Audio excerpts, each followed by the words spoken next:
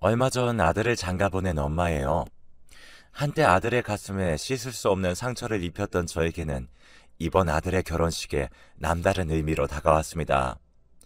과거에 제가 벌였던 행동과 그로 인해 맺어진 인연 때문이었죠.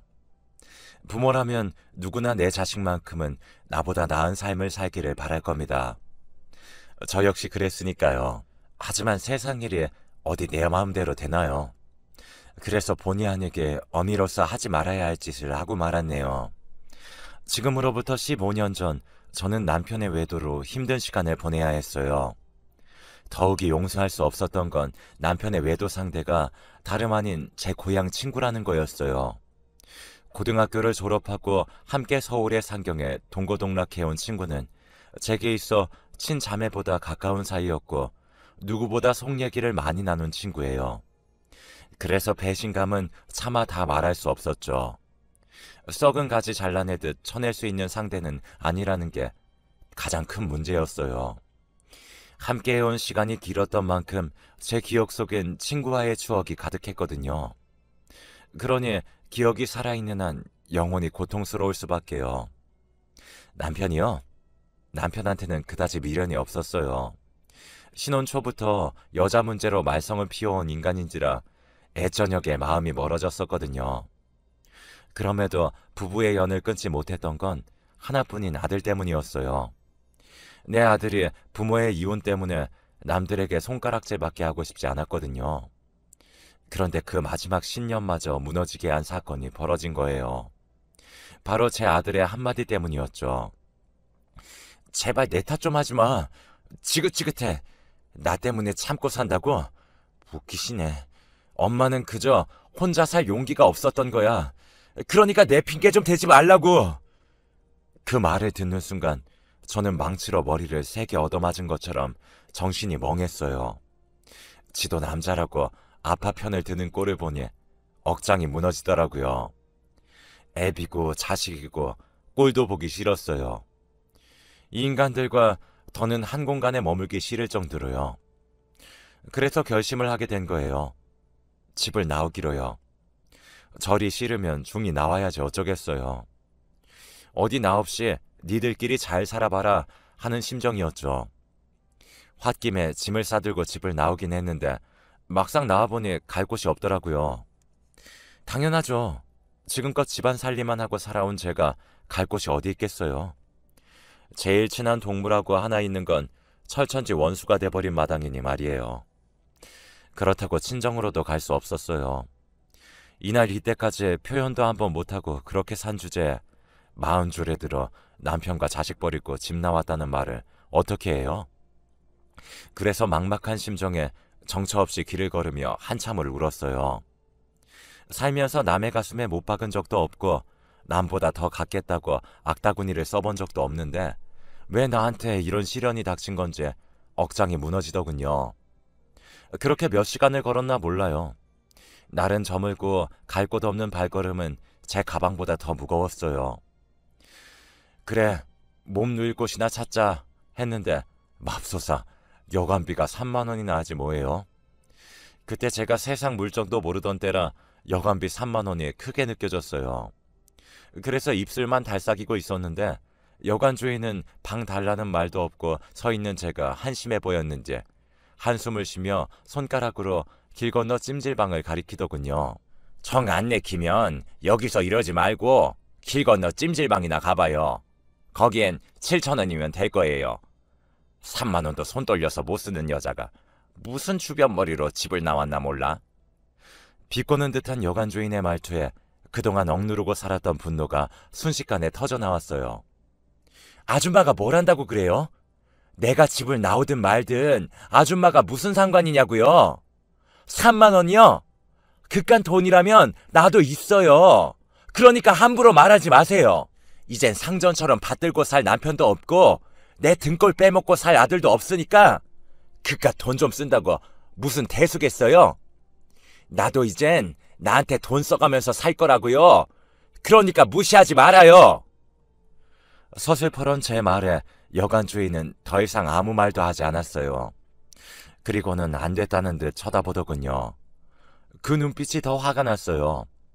나를 동정하는 듯한 눈빛에 더 자존심이 상했거든요. 서글펐어요. 내가 뭘 잘못했다고 처음 본 사람한테 이런 동정을 받아야 하나 싶었거든요. 친구 부인과 바람난 남편 놈이나 친구 남편이랑 놀아난 친구라는 것이나, 그런데도 지 아빠 편을 드는 아들이나 다 꼴보기도 싫었어요. 그런데 그보다 더 싫은 건 바로 저였어요. 이런 와중에도 돈 3만 원에 벌벌 떨었던 제 자신 말이에요. 그래서 분풀이 하듯 소리쳤어요. 여기 3만 원 있어요. 방 주세요. 씩씩거리며 지갑에서 10,000원짜리 3장을 꺼내어 내밀었더니 아주머니가 애처로운 눈으로 저를 보더라고요. 그리고는 방 열쇠를 내주었어요. 그렇게 저는 작은 여관방에서 무려 열흘이나 보내게 되었습니다. 그러던 어느 날이었다죠. 여관 주인이 제 방으로 찾아왔더라고요. 무슨 사정이 있는지는 내 모르겠지만 어지간하면 집에 들어가요. 남편이랑 자식도 있을 텐데 언제까지 여관방에서 이러고 있을 거야. 나야 돈 벌고 좋지만 그래도 이건 아니지. 그러니 그만 집에 들어가요. 네? 이것도 인연이라고 그간 정이 든 여관 주인은 제 걱정을 해주었어요.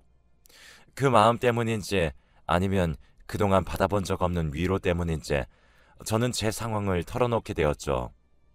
그러자 주인 여자는 자기 일처럼 광분하더니 며칠 뒤에 제게 일자리를 알선해 주었어요.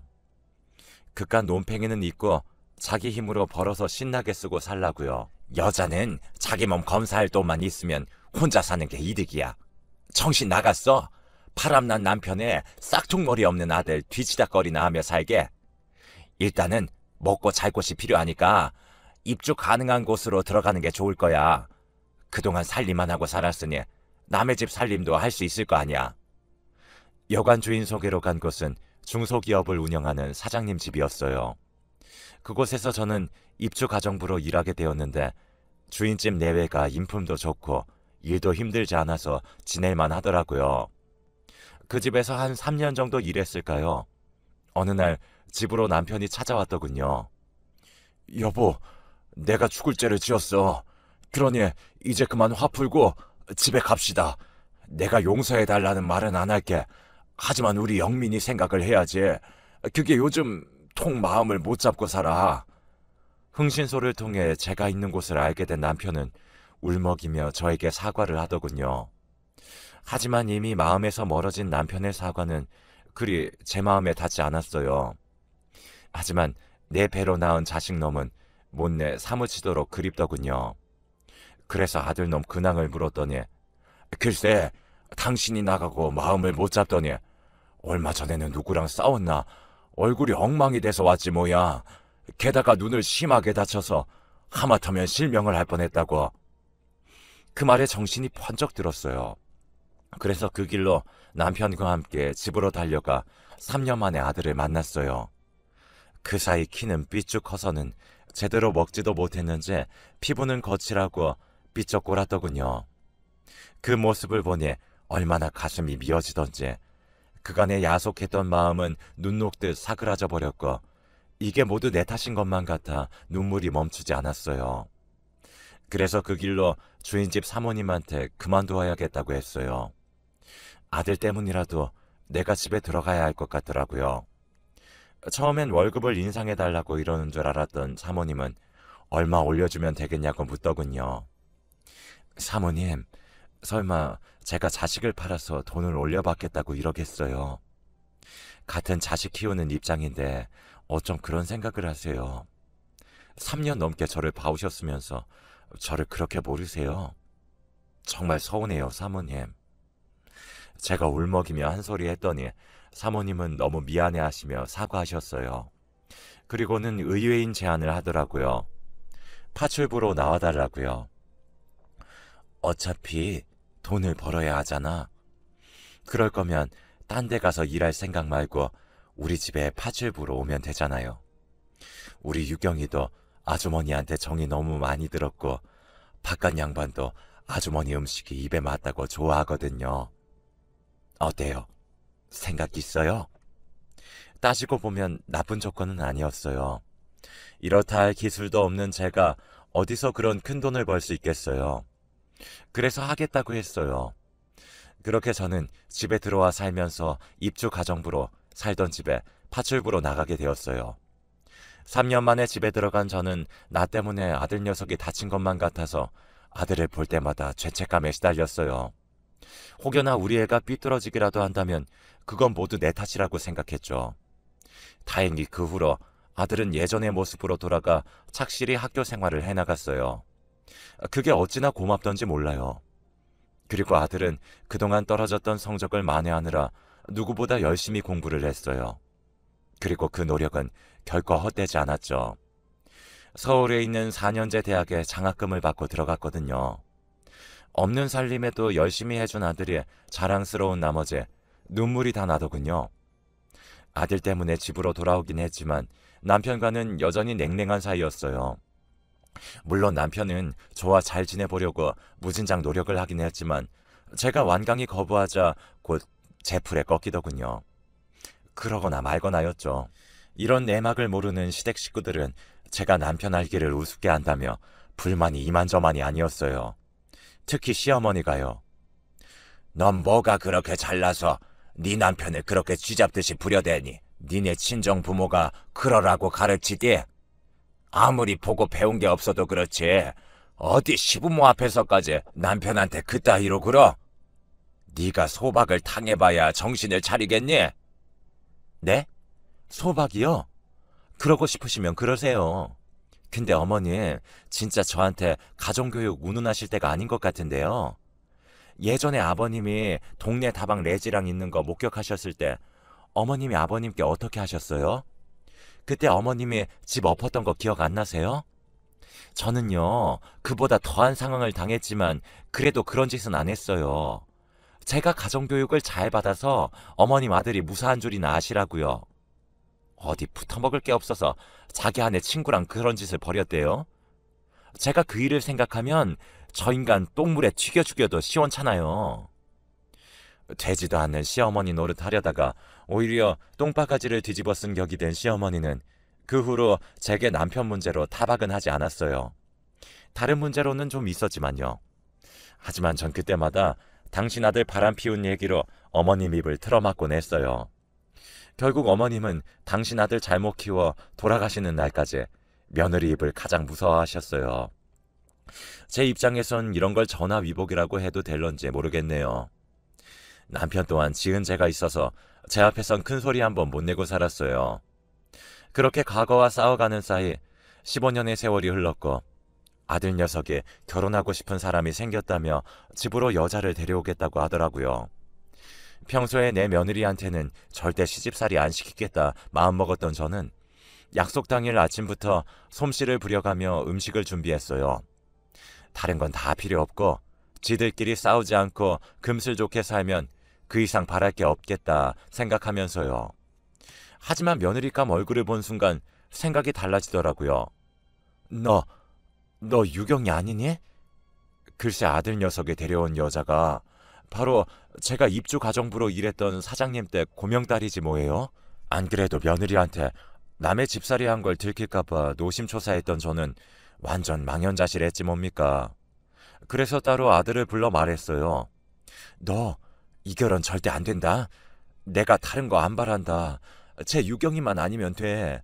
쟤는 절대 안 돼. 하고 많은 여자 중에 왜 하필 쟤니? 넌 엄마가 며느리 앞에서 고개 숙이고 살길 바라는 거야? 그런 거 아니라면 당장 헤어져. 난 결혼 허락 못해. 나 엄마 말 안 들을 거야. 엄마, 혹시 유경이네에서 가정부 했던 것 때문에 그러는 거야? 그런 거라면 걱정하지 마. 유경이는 그런 일로 엄마 힘들게 할 애 아니니까. 겪어봤으니까 엄마가 더 잘할 거 아니야. 주인집 딸이 하도 착하고 예뻐서 며느리 삼고 싶었다며. 그래놓고 이제 와서 왜 이래. 그건 말이 그렇다는 거지 이놈아. 내가 빤스까지 빨아입히던 애를 어떻게 며느리로 들여. 그래서야 어디 며느리 앞에서 시어머니 위신이 서겠냐고. 너 그렇게 유경이랑 결혼하고 싶으면 이 엄마 죽은 다음에나 해라 이놈아. 저는 버럭 화를 냈어요. 그 바람에 밖에서 이 소리를 들은 유경이가 베란다로 달려나왔더라고요. 그리고는 제 손을 붙잡고는 제발 자기 좀 받아달라고 애원했습니다. 그 모습이 어찌나 애처롭던지 마음이 짠하더군요. 이 착하고 여린 것이 닭똥 같은 눈물을 뚝뚝 흘리며 사정하는데 어찌나 마음이 짠하고 안타깝던지 힘들더라고요. 하지만 제 입장에선 그렇다고 순순히 받아줄 일이 아니었어요. 설사 제가 받아준다 쳐요. 사장님 댁에서 이 혼사를 허락하겠어요? 어린 반푼도 없는 얘기죠. 내 아들 가슴에 대못이 박힐 게 불보듯 뻔한데 어떻게 허락을 해요? 유경이한테는 미안하지만 일찌감치 제 손에서 끝내는 게 낫죠. 그래서 울고불고 하는 유경이를 끝내 집 밖으로 내몰았어요. 그날 밤 유경이를 집에 데려다 주고 온 아들은 제게 많이 서운한지 퉁명스러운 표정으로 그러더라고요. 꼭 그렇게까지 해야 했어요? 유경이는 엄마가 자기 집에서 일했다고 하대하거나 할 사람 아니에요. 알고 있어. 내가 나 창피하다고 이러는 줄 아니? 너 때문이야 이거사. 네가 내 아들인 거 알면 그 집에서 이 결혼 하자고 하겠니? 내 자식 가슴에 대못 박힐 게 뻔한데 내가 어떻게 가만히 있어? 차라리 내가 반대해서 못하는 걸로 하는 게 낫지. 그러니까 너도 고집 그만 피워. 네가 뭐라 해도 이 결혼 절대 안 되는 거니까 더 이상은 너 상처받게 안 해. 지금도 너 두고 혼자 집 나갔던 게 얼마나 가슴에 사무치는 줄 알아? 네 눈가에 난 그 상처를 볼 때마다 내가 가슴을 친다. 나 때문에 네가 그렇게 된 것 같아서. 다시는 너한테 그런 상처 주기 싫다. 하물며 남이 그러는 건 더 못 봐. 그러자 아들은 침묵한 표정으로 말없이 자리를 떴어요. 그렇게 스스로 마음을 정리하나 보다 했는데 그게 아니었던 모양이에요. 안사돈이 전화를 했더라고요. 만나서 얘기 좀 하자고요. 저는 애들 문제라면 그럴 것 없다고 말씀드렸어요. 이쪽에서도 반대하고 있으니 지들이 제 풀에 꺾여 조만간 그만두지 않겠냐고요. 그랬더니 안사돈이 아니에요. 저는 그 얘기를 하려고 만나 뵙자고 하는 게 아니에요. 자세한 얘기는 직접 만나서 드릴게요. 라고 하는 거예요. 그렇게 해서 양가 내외는 서울 모처에서 만나게 되었어요. 남편이 어차피 결혼을 시킬 것도 아니라면 굳이 만날 이유가 있겠냐고 반대를 했지만 그래도 말은 들어봐야 할 것 같아서 남편을 데리고 약속 장소로 나갔어요.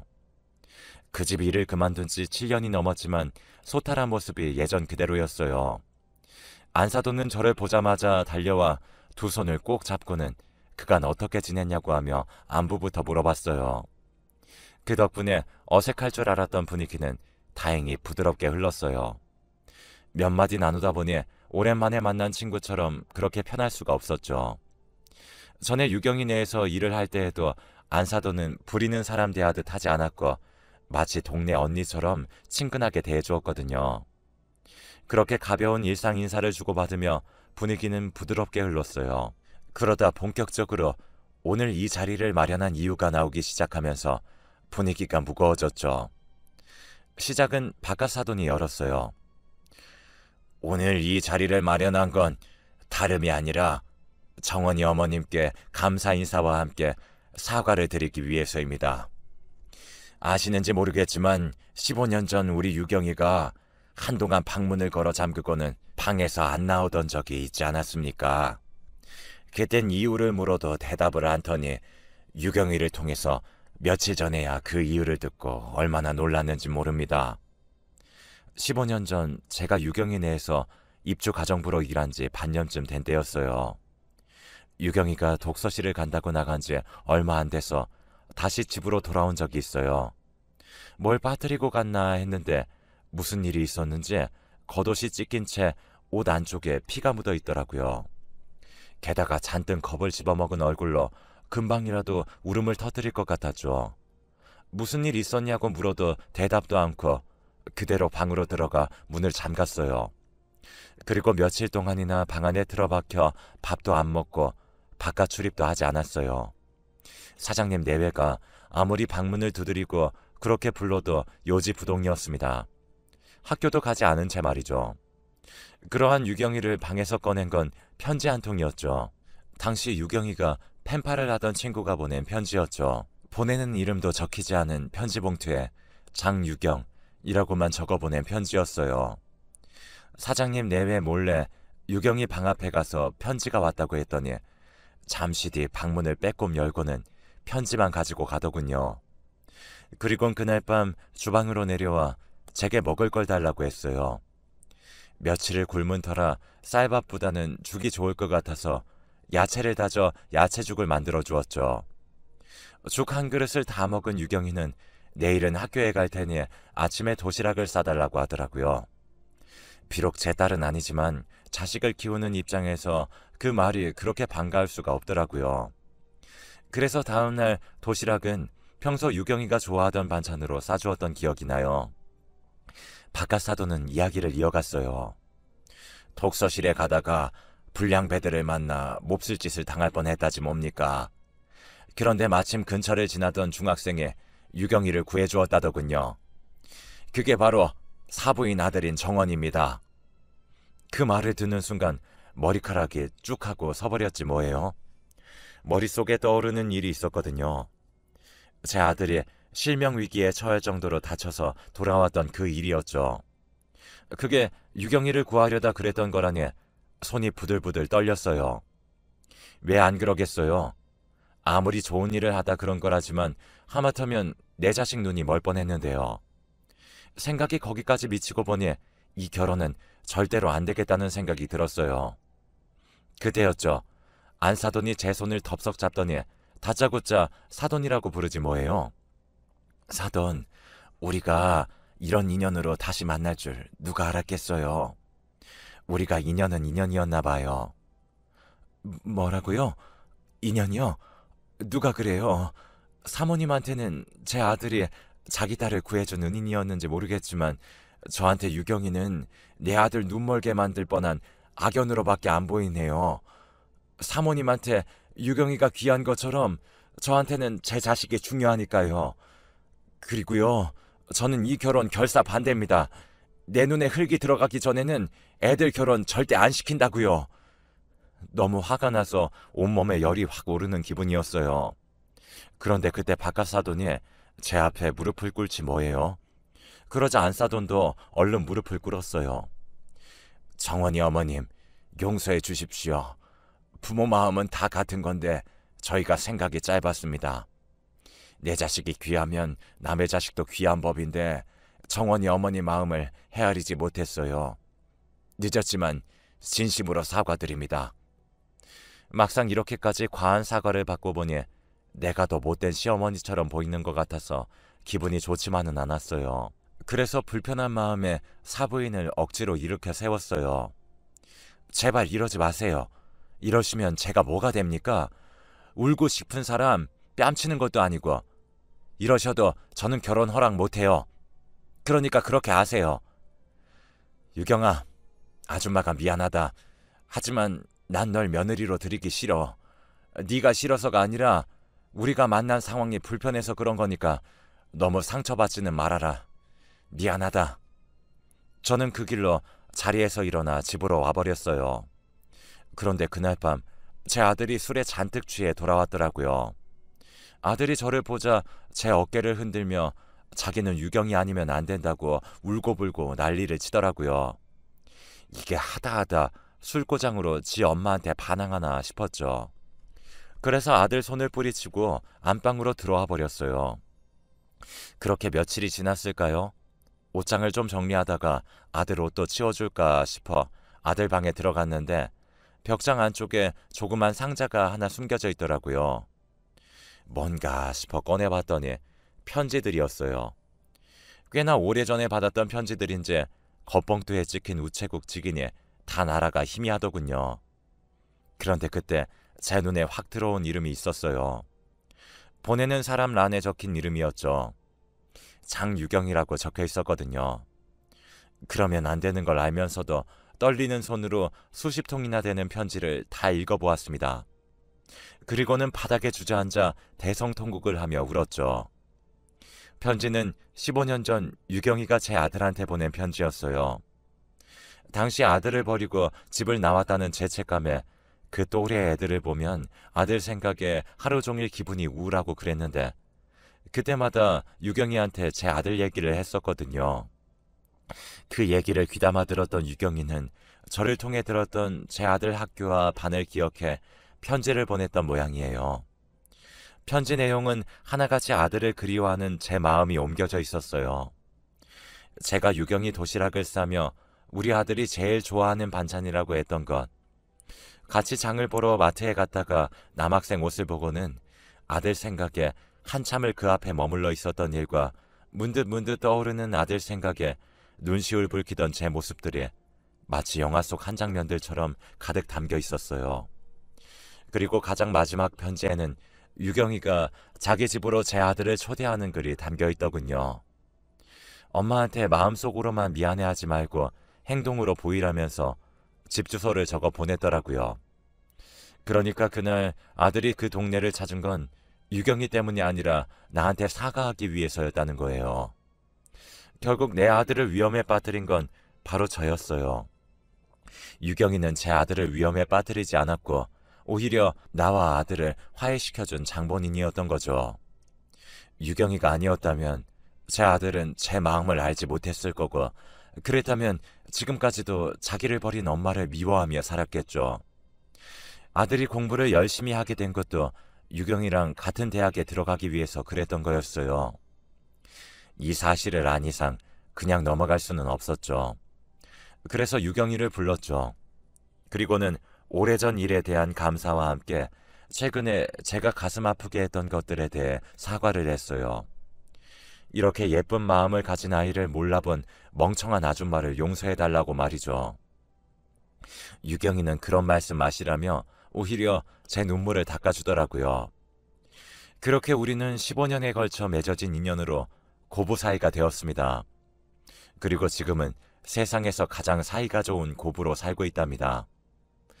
친구와 남편 때문에 세상의 배신감도 느끼고 그렇게 어느 정도 살아내다 보니 알 만큼은 다 안다고 생각했는데 사람 인연이라는 것이 이렇게 사람을 치유하고 반성하게 만들 줄은 몰랐습니다. 우리 아들과 며느리한테 항상 고맙고 미안한 마음으로 살아가고 있어요. 여러분의 가정에도 건강과 복이 가득하길 바라며 좋은 인연들과 행복한 가정 이루시길 바랍니다. 제 사연을